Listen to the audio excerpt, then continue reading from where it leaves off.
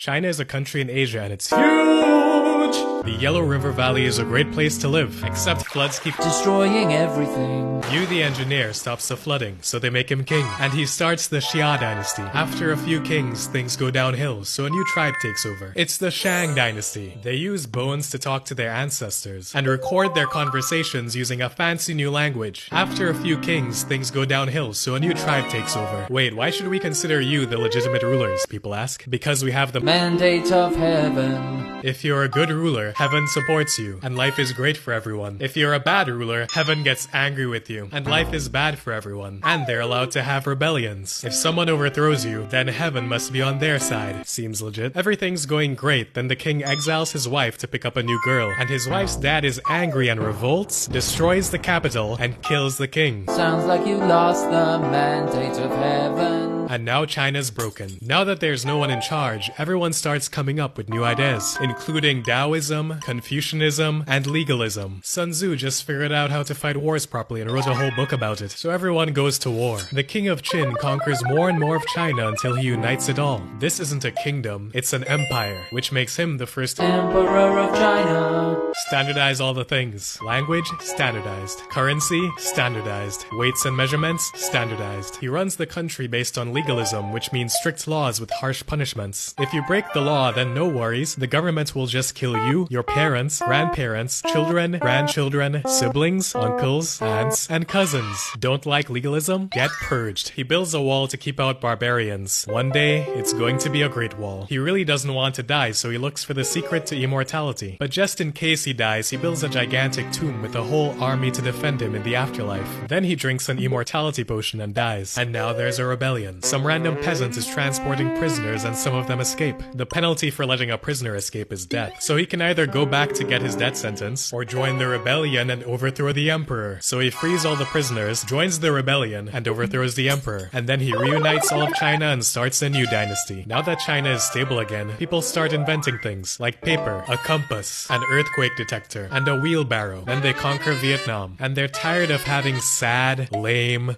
weak, pathetic, useless horses. So they fight a war to get better horses. Then they beat the barbarians and establish a new protectorate. Anyone want silk? Yes, says the entire planet. So they build a road to the outside world. Legalism sucks. Let's make Confucianism the foundation of government instead. The eunuchs have taken over the government. And the peasants think the government is too corrupt. So they put on yellow hats and start a rebellion. And now China's broken again. Don't worry, happens all the time. China is home again. Just kidding. In the middle of this chaos, everyone turns to a hot new religion that traveled up the Silk Road from India. Everybody loves Buddhism. People make temples, statues, paintings, and books. The Sui dynasty reunites China. They build a grand canal to connect the empire, and they extend the Great Wall. Then they invade Vietnam, which goes well. Then they invade Korea and fail, and invade Korea and fail, and invade Korea and fail, and invade Korea and fail. The people get tired of this, so they overthrow the emperor. It's time for the Tang dynasty. And they invade Korea.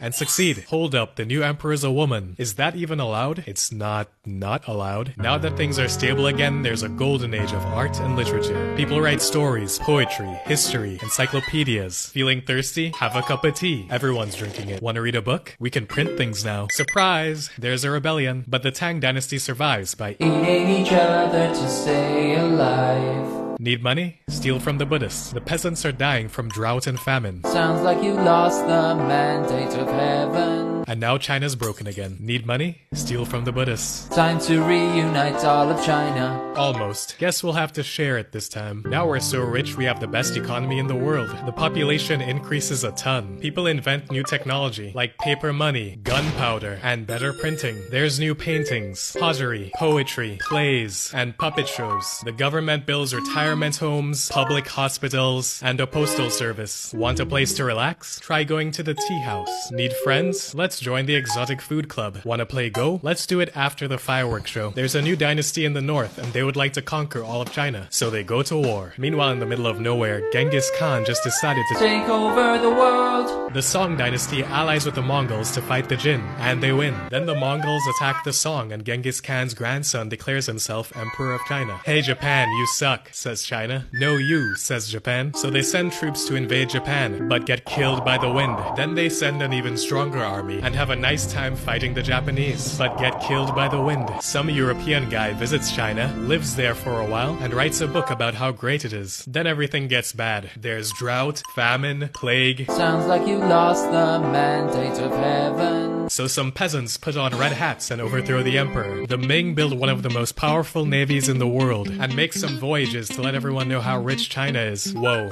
China's rich. And then they dismantle the navy and forget it ever happened. They build a fancy new palace in a city you're not allowed to visit, and they make the wall great again. Art and literature are booming. Look at those Ming vases. The Portuguese would like to build a trading post, so China lends them some land. The emperor doesn't feel like being emperor anymore, so he goes on strike. Then there are famines, floods, an epidemic, and a giant earthquake. Sounds like you lost the mandate of heaven. Some barbarians from the north take over. It's the Qing. And now everyone has to get this new haircut or die. China expands, the population booms, and everything's going great. Hi, it's the Europeans, and we want better trade relationships. Fine, you can trade, but you'll have to do it right here. The British are selling opium and now everyone's addicted, so China seizes all the opium and destroys it. Problem solved. Knock knock. It's the British, with huge boats, with guns, gunboats. Legalize drugs. Stop having drugs be illegal. No, says China.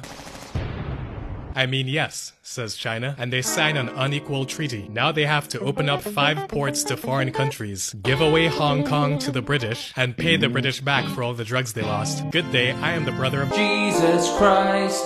And it's time to overthrow the Qing and create heaven on earth, says some guy causing the deadliest civil war of all time. Now the Qing is weak and everyone knows it. Hi, it's France. We own Vietnam now. Hi, it's Japan. We own Korea and Taiwan now. Some peasants are tired of all this foreign influence, so they rise up and attack the foreigners. And then the entire world invades China to defend their citizens. The Qing dynasty, weighing their options carefully, thinks really hard about what to do next, and decides to declare war on the entire world. Surprisingly, they lose. And then people revolt and create a democracy called the Republic of China. But the Qing dynasty is technically still around, and the new government doesn't have a military. So they ask a guy from the previous governments to overthrow the emperor in exchange for becoming president. And he does it, and becomes president. Then he assassinates the democratically elected leader, dissolves the government, and declares himself the new emperor of China. And everyone gets so angry that China breaks again. There's technically still a government, but territories are ruled by warlords. The Nationalist Party is reformed and they want to unify China. The Communist Party is formed and they also want to unify China. Why don't we do it together? So they team up to reunite China. And then the Nationalists betray the Communists, and now there's a civil war. The Nationalists overthrow the government and reunify a piece of China. Then they go back to fighting the Communists, and they're winning. But the Communists make a really long march to safety so they can regroup. Breaking news, Japan is invading China. They take over Manchuria, where they set up a puppet government. The Nationalists want to stop Japan from invading China. The Communists also want to stop Japan from invading China. So they team up again, because it worked so well the last time. Then the Japanese get to Nanjing.